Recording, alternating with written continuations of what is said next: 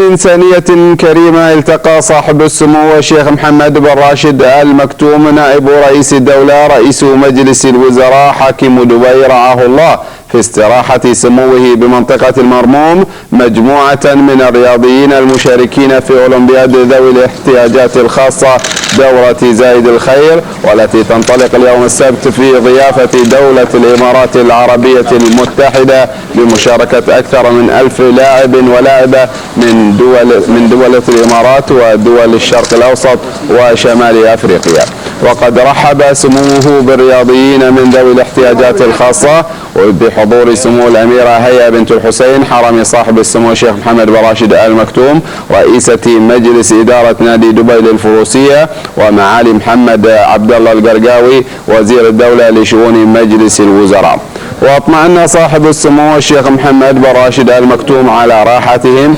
متمنيا لهم النجاح في البطولة التي يشاركون فيها حتى يثبتوا أحقيتهم في العيش الكريم والحياة الطبيعية وممارسة هواياتهم كنظرائهم الأسوياء، مؤكدا سموه أن الإعاقة لا يجب أن تقف حائلا أمام الإرادة والتصميم على الانتصار والوصول إلى الهدف.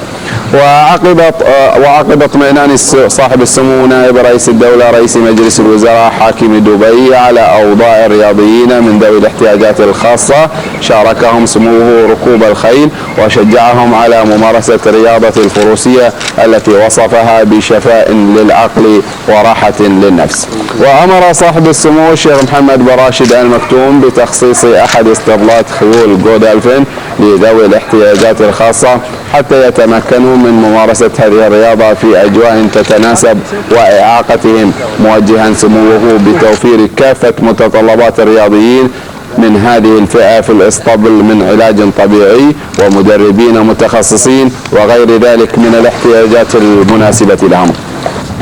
وقد أبدى صاحب السمو الشيخ محمد بن راشد آل مكتوم مشاعر الأبوة والرعاية لهؤلاء الرياضيين، وهو يلاطفهم ويساعدهم على امتطاء صهوات الجياد التي خصصها سموه لهم وسط أجواء الفرح والسعادة التي عاشوها في لحظات مفعمة بالإنسانية وكرم الخلق التي تتجسد في معاملة هذا الفارس العربي المعطاء لأولاد وبنات حرمهم الله من نعمة الكمال الخلقي والعقلي، لكن لم يحرمهم من نعمة الكرامة الإنسانية والشعور بآدميتهم وكيانهم. وغادر ضيوف صاحب السمو نائب رئيس الدولة رئيس مجلس الوزراء حاكم دبي المكان وهم يحملون أجمل الذكريات التي لا تمحى من مخيلاتهم رغم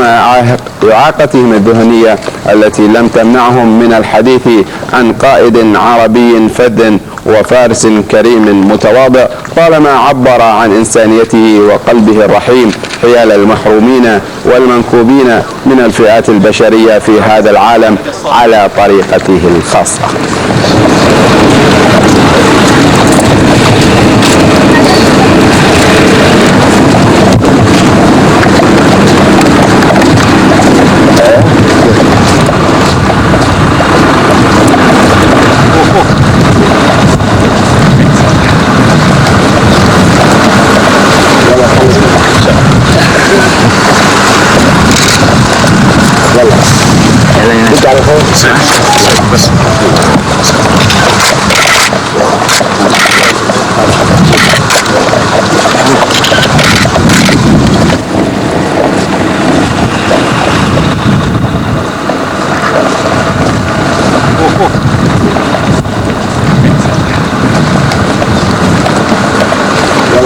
ايوه ان شاء الله تعالى ان شاء الله بحقق نعرف ان شاء الله تسمى